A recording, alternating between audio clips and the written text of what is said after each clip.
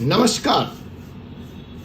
देशद्रोह या सच बोलने की सजा, क्या है हकीकत, क्या है फसाना और क्या है कहानी। अशोका यूनिवर्सिटी के प्रोफेसर पर जब चला बीएनएस भारतीय नागरिक संहिता के सेक्शन 152 अर्थात सेक्शन 152 का हंटर। जी हां, आप देख रहे हैं इस वक्त फोर्सेस सुप्रीम लॉ पार्टनर और मैं हूं एडवोकेट डॉक्टर अजय कुमार पांडे और लेकर पेश हूं सेक्शन 152 का अशोका यूनिवर्सिटी के प्रोफेसर पर चला कानून का हंटर।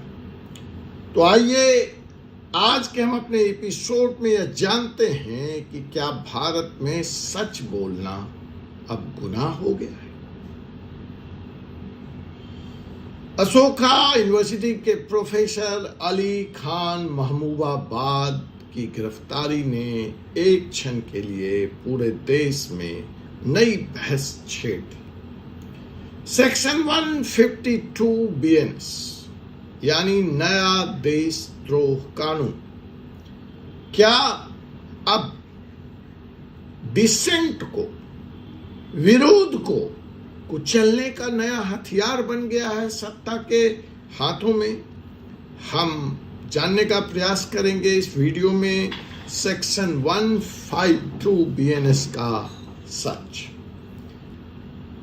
हम यह भी प्रयास करेंगे जानने की कि प्रोफेसर की गिरफ्तारी के असली कारण क्या थे, उसके पीछे कहानी क्या है, और हम यह भी जानेंगे कि सिडिशन अर्थात देशद्रोह वर्सेस फ्रीडम ऑफ स्पीच का महासंग्राम, और क्या जिस देश में, जिस राष्ट्र में फ्रीडम ऑफ स्पीच पे रोक लग जाए तो यह मान लिया जाना चाहिए कि यह लोकतंत्र के खात्मे की या लोकतंत्र के अंत की शुरुआत है।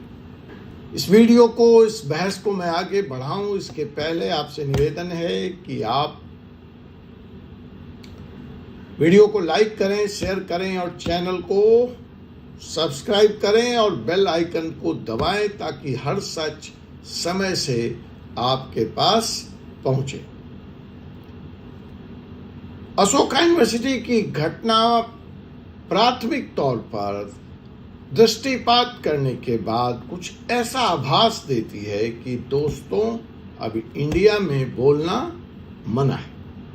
अब इंडिया में बोलने पर मना ही है। क्या एक प्रोफेसर की ट्वीट इतनी खतरनाक हो सकती है कि उसे देशद्रोह जैसे अपराध से गुजरना पड़े? I welcome you, I doctor Ajay Kumar Pandey, advocate supreme court of India, welcome you to Desh Ki बात अनफिल्टर्ड, जहां हम डरते नहीं हैं और बोलते हैं सच। तो प्रोफेसर की गिरफ्तारी, अशोका यूनिवर्सिटी के प्रोफेसर अली खान महमूदाबाद को अरेस्ट किया गया। क्यों? क्योंकि उन्होंने सोशल मीडिया पर ऑपरेशन सिंदूर और महिला फौजियों को लेकर कुछ लिखा था और वह आपत्तिजनक था। कंप्लेन कहां से आई? कंप्लेन आई बीजेपी युवा मोर्चा और हरियाणा ओमेन कमीशन से। एफआईआर दर्ज हुई, उनको जेल भेजा गया और उन पे लगा दिया गया सेक्शन 152 बीएनएस। अब जो ये सेक्शन 152 बीएनएस है, यह नया देशद्रोह कानून है। इसमें कहा गया है कि जब कोई भी व्यक्ति, नागरिक आर्म्ड रिविलियन करता है, देश को तोड़ना की बात करता है, सेक्सेशन की बात करता है या सबवर्सिव एक्टिविटीज को बढ़ावा देता है, तो इन हालातों में उसके ऊपर सेक्शन 152 बीएनएस का केस चलाया जाएगा और अपराध की पुष्टि होने पर, अपराध साबित होने पर उसको लाइफ इम्प्रिजमेंट, आजीवन कारावास की सजा मिलेगी। लेकिन बात यहीं खत्म नहीं होती। इस सेक्शन में बहुत कुछ स्पष्ट नहीं है। मतलब किसी को भी फिलहाल तो स्थिति यही है, पकड़ लो और उसके ऊपर देशद्रोह का लेबल लगा दो। तो ऐसा तो नहीं है कि यह कानून सिर्फ विरोध की आवाज को दबाने के लिए एक नया हथियार सरकार के हाथ लग गया है बीएनएस के माध्यम से। देखिए, लोकतंत्र बनाम लॉयल्टी, प्रोफेसर ने जो कहा वो आपत्तिजनक हो सकता है, उसका समय भी गलत हो सकता है कि जिस समय वो कहा गया, लेकिन क्या कुछ वो ऐसा था कि उससे देश टूट रहा था, देश की एकता और अखंडता को खतरा पैदा हो गया था, या प्रोफेसर महज सरकार से अपनी असहमति व्यक्त कर रहे थे? हो सकता है उनका समय गलत रहा। बंबई में उधर इसी सेक्शन के तहत एक और एफआईआर हुई है। वहां पे आयोजकों का कसूर यह है कि उन्होंने फैज की एक नज्म पढ़ दी, फैज की एक कविता पढ़ दी और सरकार पे सवाल पूछ दिया और उस पर हो गया एफआईआर। तो क्या अब जो ये विरोध के स्वर हैं, जहां कहीं भी उठेंगे, सरकार से अपनी बात करेंगे, तो वो देशद्रोह की श्रेणी में आएगा? यह सवाल मैं आपसे भी पूछता हूं। डेमोक्रेसी में सवाल पूछना जनता का अधिकार है, तो क्या अब इस देश में सवाल पूछने पर भी पाबंदी लग जाएगी? प्रथम दृष्टया तो देखने में ऐसा ही लगता है, लेकिन हकीकत कुछ और कहती है। अब सवाल यह है जो आपके लिए है कि क्या सेक्शन 152 बीएनएस देश की सुरक्षा का हथियार है, एक टूल है देश को सुरक्षित रखने का, या यह विरोध के स्वर को दबाने का चिड़िया बन रहा है?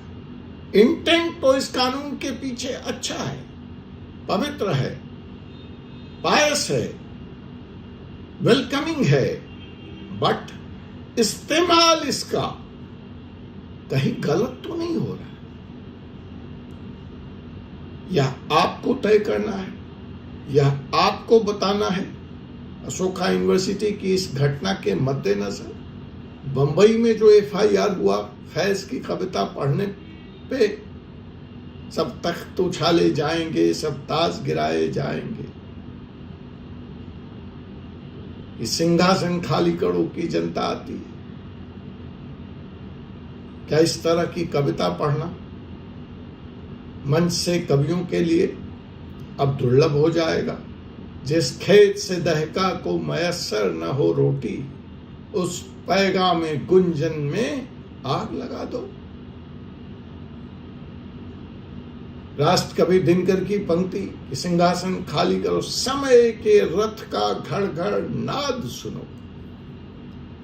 ऐ प्रहरी, समय के रथ की घर घर नाद सुनो कि सिंहासन खाली करो कि जनता आती है। सब तख्त उछाले जाएंगे, सब ताज गिराए जाएंगे, सिंहासन खाली करो कि जनता आती है। हमें नफरत नहीं थी अंग्रेजों की कौमी सूरत से, हमें नफरत थी उनके अंदाज़े हुकूमत से। तो अगर अपनों की सल्तनत हमारी रहबर नहीं हो सकती तो कह दो कि अब हमें भी उनसे मोहब्बत नहीं हो सकती। तो कहीं ना कहीं हमें यह सोचना होगा, हमें यह विचार करना होगा। यह मामला सुप्रीम कोर्ट पहुंचा।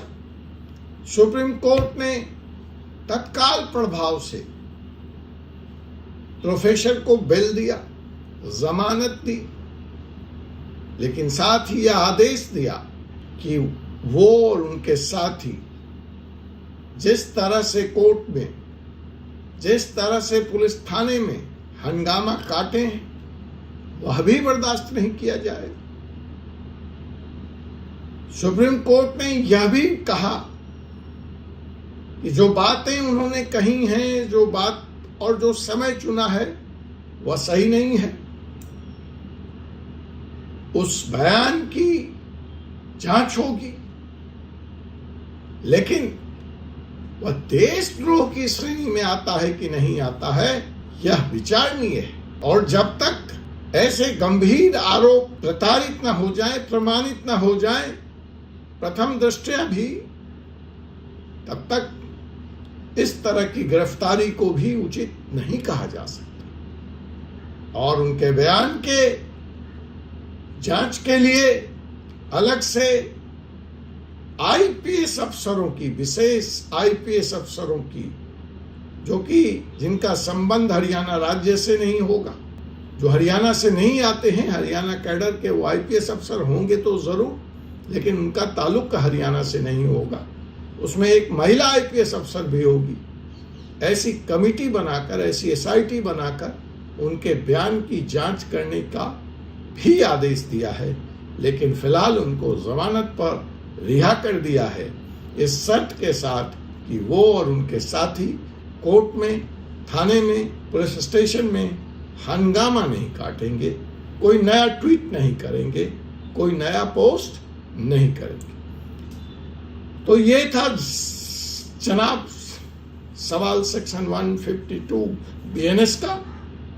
अब आपको बताना है कि क्या सेक्शन 152 बीएनएस का दुरुपयोग हो रहा है। कमेंट करिए, लाइक करिए, और सबसे जरूरी है कि इस वीडियो को ज्यादा से ज्यादा शेयर कीजिए, क्योंकि अब सच बोलने वाला ही खतरे में नहीं है, सच सुनने वाला भी खतरे में है। मैं हूं डॉक्टर अजय कुमार पांडे और आप इस वक्त देख रहे हैं 4C सुप्रीम लॉ, और यह है देश की बात अनफिल्टर्ड। मिलते हैं एक और धमाके के साथ अगले एपिसोड में। तब तक के लिए मुझे advocate doctor Ajay Kumar Pandey, advocate supreme court of India को अनुमति दीजिए। जय हिंद, जय भारत, जय संविधान।